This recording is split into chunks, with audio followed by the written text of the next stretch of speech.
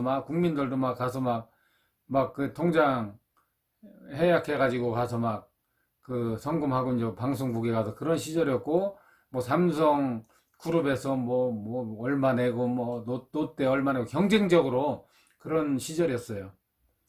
그러니까 그 소년이 보기에는 아, 성금 모금 이게 방송을 보니까 나도 이렇게 써놓으면 돈이 좀 거치겠구나 이렇게 생각했던 것 같아요. 제 생각입니다.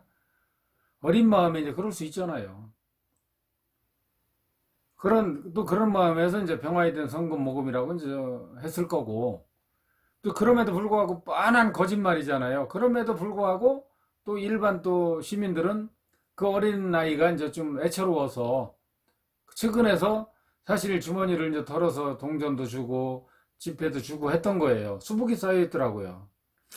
그걸 갖다 뭐 그 애한테 주면서 평화의 댐뭐 성금 뭐 평화의 댐 건설에 쓰여질 거라고 생각하고 주는 사람이 어디 있겠습니까? 그렇게 생각하면 정말 바보죠. 제가 왜 이런 말씀을 드리냐면요. 자기 중심적으로 생각하고 행동하는 거예요. 지금 청와대와 집권 여당의 행동이 똑같아서 저는 한번 제가 대학생 때 겪었던 일을 한번 소개를 해드렸던 겁니다. 국민의 한 사람으로서 매우 안타까운 것은 진보 정권은 이제 문재인 정권을 끝으로 몇십 년간은 정권을 잡기가 어려울 것 같다는 생각을 저는 개인적으로 판단을 합니다. 이게 뭐 맞는지 안 맞는지는 나중에 이제 보면 알겠지만 저는 그렇게 확신을 하고 있어요. 그 이유는 일단 실정이 너무 커요. 물론 다 잘할 수는 없습니다. 나라를 경영하는데 어떻게 다 잘할 수 있겠습니까? 그러나 이제 잘못을 했을 경우에 이를 반성하고 이를 갖다 반면교사로 삼아서 남은 임기 동안 잘해보려고 해야 하는데 이들은 그렇지가 않아요. 내가 뭘 잘못했냐 이거예요. 심지어 내가 범법 행위를 해서 그 기소가 돼도 확정 판결 때까지는 자기들은 죄가 없는 것 같이 큰 소리를 빵빵 치고 다닙니다. 항상 누굴 탓하더라고. 아, 그래서 이들은 이제 마지막이구나 하는 겁니다. 제 판단의 근거가 바로 현재 말씀드린 이거예요. 사실 문재인 정권 지난번 선거에서 정말 어렵게 승리한 겁니다. 만약에 홍준표 후보나 유승민 후보가 안 나왔다든가 그렇지 않으면 중간에 포기했더라면 어떻게 됐을까요? 그리고 안철수 국민의당 대표를 밀었다면 문재인 정권 탄생하기 어려워요. 국민으로부터 바로 탄핵당한 정당이 무슨 대통령 후보를 나온다고 이게 국민을 갖다 우롱해도 유분수가 있지. 유승민 씨도 마찬가지죠. 탄핵에 찬성하는 사람들 아니에요. 그 사람들이. 그 일부 무슨 당을 만들어 가지고 나와서. 그런데 무슨 대통령이 되겠다고 거기 나옵니까?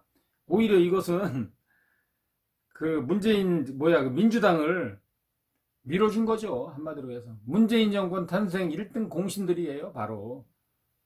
그 당시 정당 이름이 뭔지 모르겠는데 한나라당인가 뭔가 새누리당인가였나? 미래통합당 전신 말이죠. 그 사람들이. 그래서 지금 아차 뜨거워 아주 크게 후회하고 있을 겁니다. 모르겠어요. 후회를 하는 건지 안 하는 건지 모르겠는데 아무튼 이 사람들이 이 정당이 그렇게 후한무치예요. 탄핵 당한 정권의 정당에서 무슨 반성은 안 하고 무슨 대통령 후보로 나와서 대통령을 되겠다고 하니 이게 말이 되는 겁니까 이게? 정신 나간 사람들이죠. 그 당시 안철수 씨가 만약에 그대로 갔으면 되는 겁니다. 안철수 일부 국민들 실망한 부분도 많이 있을 겁니다. 그런데 저는 이렇게 판단해요. 정치 패널들한테 당한 거예요. 그 당시 새누리당, 더불어민주당 쪽에서 정치 패널들, 그쪽 사람들 잘 활용해서 무차별 공격을 하니까 뭐 당할 재간이 있겠습니까? 그 백면 선생이나 마찬가지인 분인데 그분이 오로지 공부나 하고 연구나 한 사람 아닙니까? 당시에. 그 국민이 불러서 나왔는데 기대에 금방 부응하기가 어려운 거죠. 정치꾼들한테 당할 수밖에 없는 거예요. 그러든 어떻든 간에 안철수는 그렇지만 국민의 큰 자산입니다.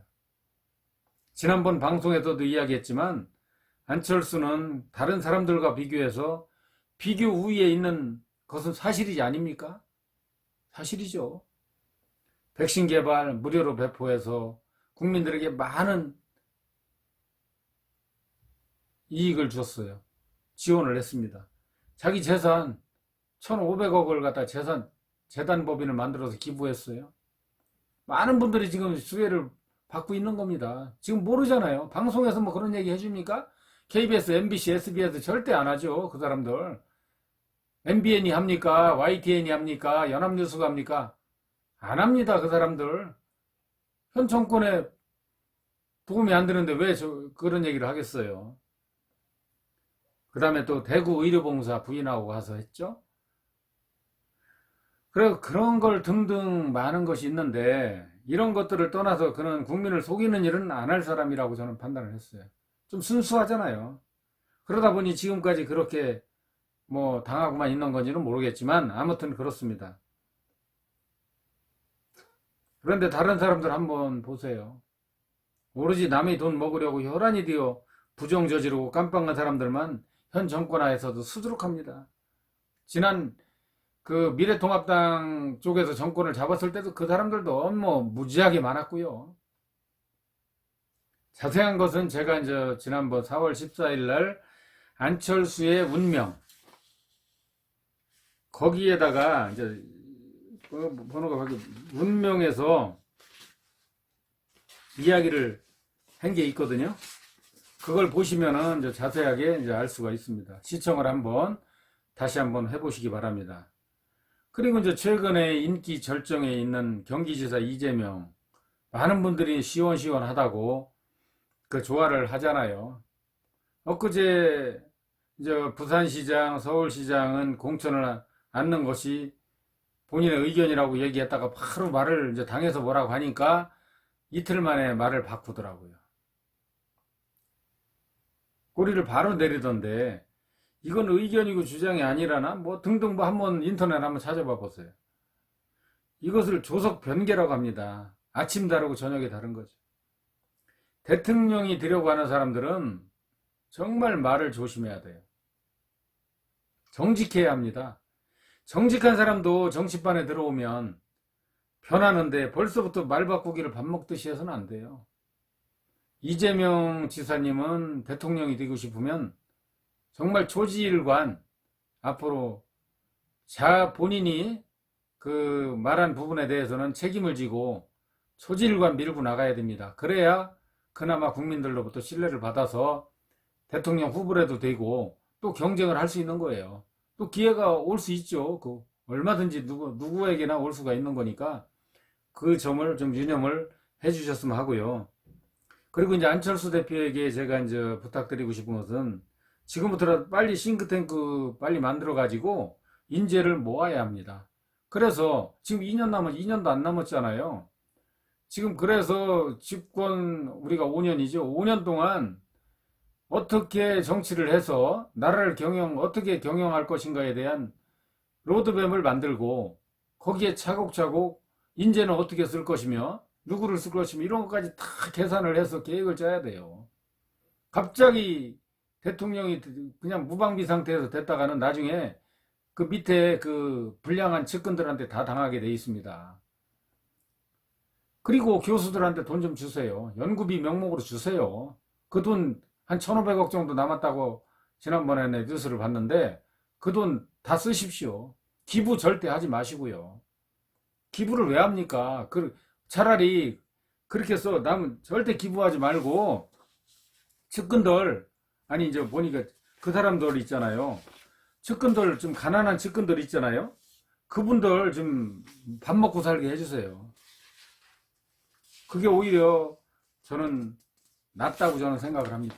그게 국민들이 바라고 있는 거예요. 차라리 그 측근들이 대통령이 됐을 때 부정부패 해가지고 쇠고랑치하고서 막 그 방송에 나오는 거 보는 것보다는 차라리 법이 정한 한도 내에서 그 사람도 먹고 살게 해주고 열심히 나라 일만 하라고 그렇게 하는 게 오히려 좋습니다. 그래야 배신을 안 하는 것 같아요, 사람들이. 지금 그동안 안 대표님 같은 경우에 뭐 여러 사람들이 많이 그 주변에 있다가도 가고 했잖아요. 아마 배고파서 간 사람들도 많이 있을 것 같습니다. 부자락에서 가서 좀 뭔가 좀 얻어먹으려고 했는데 가보니까 뭐 정직하게 어? 밥도 잘 안 사주고 막 그런다는 소문도 있었잖아요. 그래서 앞으로 지금 교수들을 활용한 대가로 연구비도 충분히 줘서 그 좋은 정책을 만들어서 앞으로 나라 경영, 기회가 왔을 때 나라의 경영에 도움이 될 수 있도록 그렇게 했으면 좋겠습니다. 제가 이제 예측컨대 민주당 이번에 정권 넘기면 일본 야당이 전철을 받을 가능성이 저는 크다고 봅니다. 일본은 수십 년간 자민련이 정권을 잡고 있잖아요. 야당은 뭐 거의 질이 멸렬해가지고 그 존재 가치도 없습니다. 일본은. 딱 잘못하면 그렇게 돼요. 지금 남은 2년 임기 정신 바싹 차리지 않으면 정권 뺏기고 앞으로 일본 야당이 됩니다. 정신 바싹 차리셔야 돼요. 그 부동산 폭등 문제는 다른 것과는 좀 다른 것 같아요.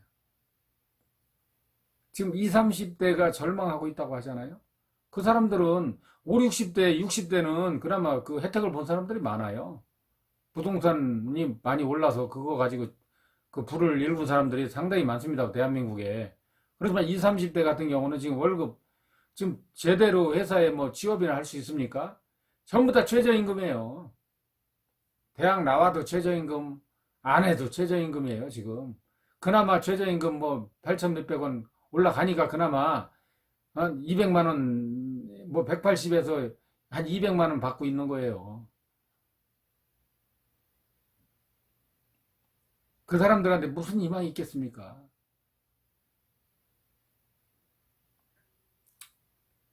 그 부동산, 그래서 이거 가지고 또 뭐 수도 이전 문제?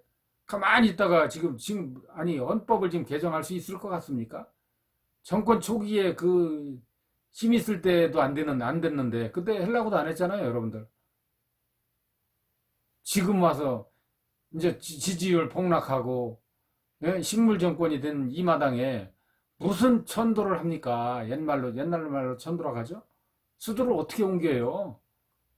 헌법사항인데. 그냥 뭐요, 야당하고 합의하면 된다? 안 됩니다. 야당이 무슨 권한이 있습니까, 지금? 헌법을 바꿔서 가십시오.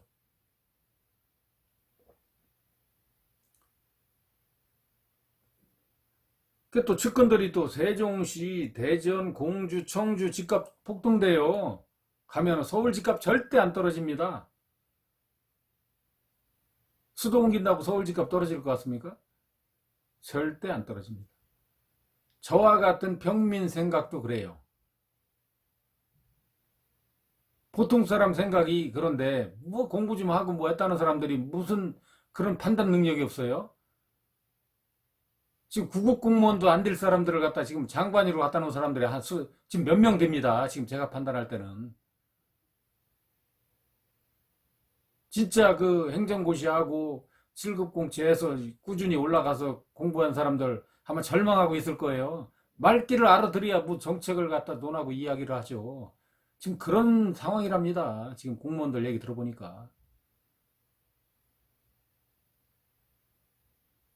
또 충청권 집값만 올려놓는 겁니다. 모르겠어요. 뭐 측근들이 그쪽에 땅 많이 사놨으면 또 그렇게 해서 해가지고 또 돈 벌게 해줄지는 모르겠지만